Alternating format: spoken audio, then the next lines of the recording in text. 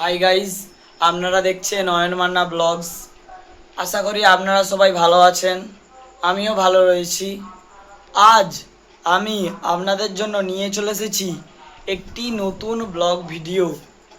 যেহেতু এইটা ভাদ্র মাস, তাই আপনারা তো সবাই জানেন যে ভাদ্র মাসে বাঙালিদের একটি উৎসব হলো ঝুলন যাত্রা। আমাদের গ্রামের একটি বড় মন্দির রয়েছে, সেই মন্দিরের আজ থেকে ঝুলন যাত্রা আরম্ভ হয়। আমি আজকের ঝুলন যাত্রার ভিডিওটি আপনাদের সাথে শেয়ার করব। আপনারা ভিডিওটি সম্পূর্ণ দেখবেন এবং ভিডিওটা ভালো লাগলে লাইক কমেন্ট শেয়ার করে দেবেন এবং সাবস্ক্রাইব করে পাশে থাকা বেল আইকনটা প্রেস করে দেবেন, যাতে আমি আরও নিত্য নতুন সুন্দর দৈনন্দিন জীবনের ব্লগ ভিডিও ছাড়তে পারি এবং সেই ব্লগ ভিডিও যাতে আপনাদের কাছেই সবার প্রথমে পৌঁছয় এবং সেই ভিডিওর আপনারা যাতে মজা নিতে পারেন, সেই হিসেবে আপনারা করে দেবেন। তাহলে চলুন যাওয়া যাক মন্দির।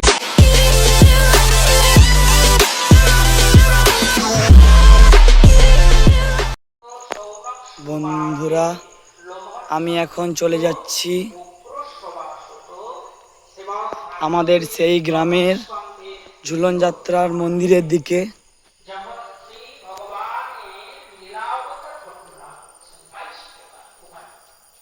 পুরো রাস্তাতে লাইটে ভর্তি, টিউবলাইট দিয়ে দিয়েছে। আমরা আস্তে আস্তে যাচ্ছি মন্দিরের দিকে। এটা হলো মন্দিরের চত্বর, দর্শকেরা বসে আছে। দর্শকদের ভিড় এখনো ঠিক মতো জমেনি, কম ভিড়। মন্দিরটা খুবই সুন্দর সাজানো হয়েছে।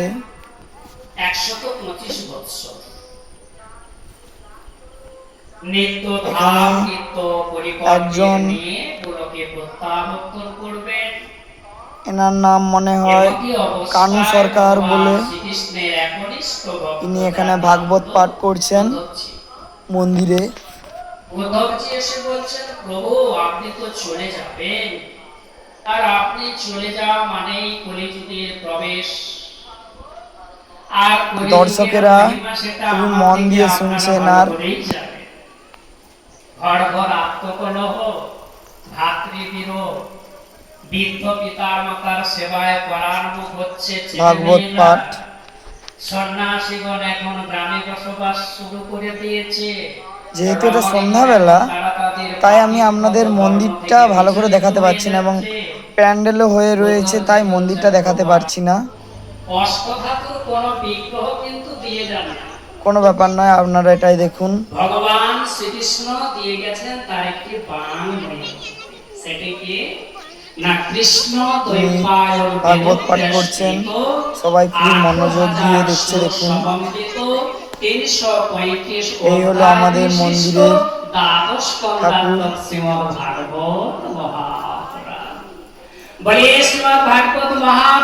ঝুলছে, মন্দিরটা খুবই সুন্দর সাজিয়েছে। যদি তুমি এই শ্রীমদ ভাগবতের সেবা করো, এখন নানা রকম উঠে যাবে বাবা। এই কলি যুগটা হয়, তাকে বলা হয় কৈতব ধর্ম বা কপট। দর্শকের ভিড় কম, কারণ দেখাচ্ছি। এগুলো হলো কৈতব ধর্ম বা কপট। আমরা ভজন করতে দেখুন বন্ধুরা, এখন মাত্র 8:41। ভক্তি এবং মুক্তি বাসনা বলবতী থাকে, ততদিন পর্যন্ত শুদ্ধা ভক্তি উদয়ে এখনো তাই এত কম ভিড়। এইটা 9টা সাড়ে 9টার দিকে প্রচুর, পুরো জায়গাটা ভরে যাবে। তখন ভিডিও করার মতো, মানে দাঁড়িয়ে ধৈর্য ধরে ভিডিও করার মতন জায়গা থাকবে না। সাধন করিলেও প্রেম উৎপন্ন নাহি হয়, ভক্তি মুক্তি স্পৃহা। আপনাদের ভিডিওটি কেমন লাগছে আপনারা কমেন্টে জানাবেন। দেখুন আমাদের গৌর ঠাকুর খুবই সুন্দরভাবে ঝুলছে।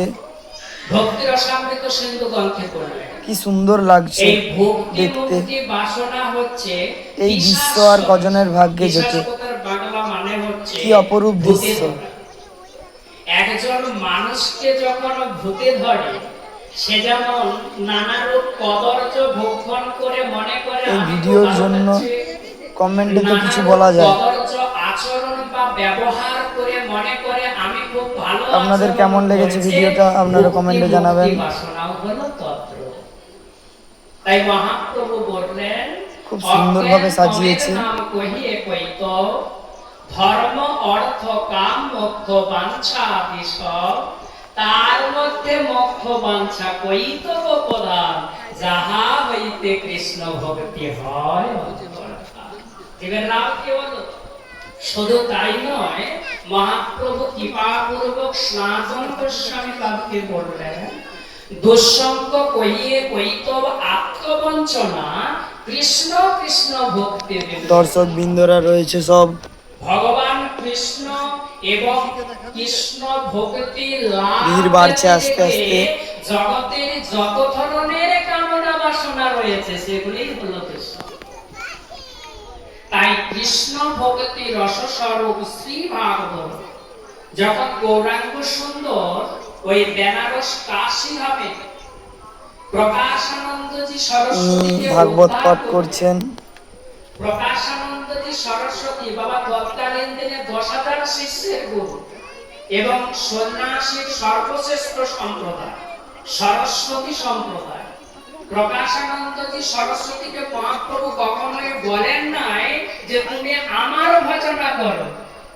তিনি প্রকাশানন্দ সরস্বতীকে এই কথাই বললেন, প্রকাশানন্দ তুমি যদি সত্যি ভগবত এই জায়গা থেকে ভক্তিটা যিনি লাভ বক্তৃতা করতে দিচ্ছেন চাও তাহলে তুমি ভাগবতের পাঠ সঙ্গ করছেন, লাভে যত্নবান। তাকে স্পষ্টভাবে দেখা যাচ্ছে। কৃষ্ণ ভক্তি রসস্বরূপ শ্রী ভাগবত তাতে বেদ শাস্ত্র হইতে পরম মহত্ব।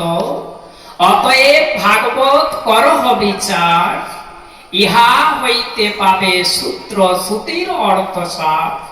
নিরন্তর কর কৃষ্ণ নাম সংকীর্তন হেলায় মুক্তি পাবে পাবে কৃষ্ণ প্রেম। তাই কৃষ্ণ দ্বৈপায়ন বেদব্যাস ভক্তি মুক্তি বাসনা যুক্ত সমস্ত রকমের কৈতব ধর্ম সম্পূর্ণভাবে বর্জন করে সর্ব উৎকৃষ্ট বা পরম সত্যকে প্রকাশ করেছেন। যে শ্রীমদ ভাগবত মহাপুরাণ মন্দিরটা যা সাজিয়েছে না পুরো একদম পরম মঙ্গল স্বরূপ বৃন্দাবন টাইপের লাগছে। ভাগবত মহাপুরাণ পুরী জগন্নাথ মন্দির যেরকম গুপ্ত বৃন্দাবন বলে যে শ্রীমদ ভাগবত সেইরকম পুরো লাগছে, এত সুন্দর লাগছে দেখতে। বা সুকৃতিবান ভক্ত যদি আত্ম মনন করে নিধি ধ্যাসন করে বা তাহলে যশোরা গ্রামের আত্ম মনন করে যদি চৌরঙ্গীর মোড় থেকে ডান দিকে বেড়াপাড়া মন্দির, এটা গৌর মন্দির নামে বিখ্যাত। এমনকি বলল শ্রীমদ ভাগবত মহাপুরাণ।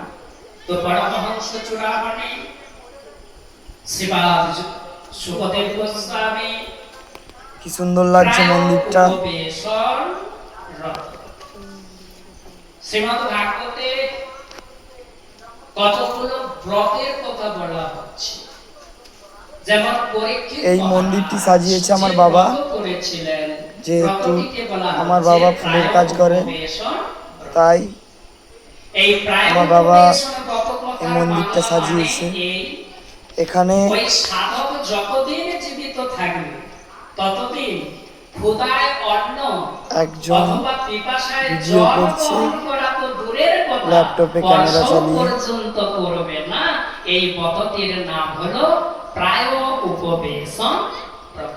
পরীক্ষিত মহারাজ সেই প্রায় উপবেশনরত মণিবর সুখদেব গোস্বামীর কাছ থেকে শ্রীমদ ভাগবতী কথা শুনতে শুনতে ওই সৃষ্টাদি লীলা সহ ধ্রুব, প্রহ্লাদ, অজামিল, অম্বরীশ প্রমুখ ভক্তগণের অনুপম চরিত কথা বর্ণনা করে শ্রীকৃষ্ণচন্দ্রের গোকুল লীলা, বৃন্দাবন লীলা, সমষ্টিগত ভাবে বলা হয় ব্রজলীলা, মথুরা লীলা, দ্বারকা লীলা বর্ণনা করে একাদশ স্কন্ধের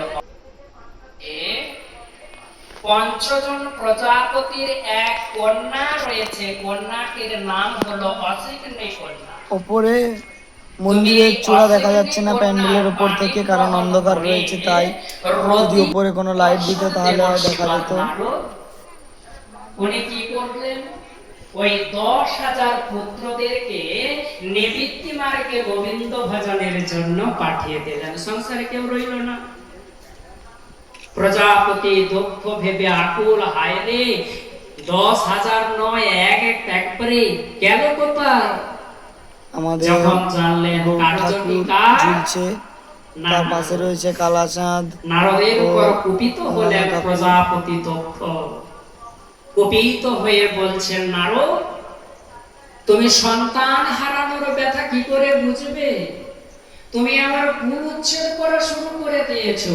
আমি তোমাকে অভিশাপ দিলাম, তোমার এই ত্রিজগতে কোনোদিন পার্মানেন্ট জায়গা হবে না। নারদ কিন্তু কিছু বললেন না, চলে গেলেন। মানে এখানের এই ঘটনা থেকে এটাই জানিয়ে দিলেন, আমরা যারা বৈষ্ণব ফিলোসফি বা বৈষ্ণব ভজন পথে এসেছি, বৈষ্ণব হবেন সর্বদা গুণগ্রাহী। বৈষ্ণব কোনদিন অপরের দোষটা দর্শন করবে না, আর যদি অপরের দোষ দর্শন করেন তাহলে কিন্তু ধর্মে প্রত্যবায়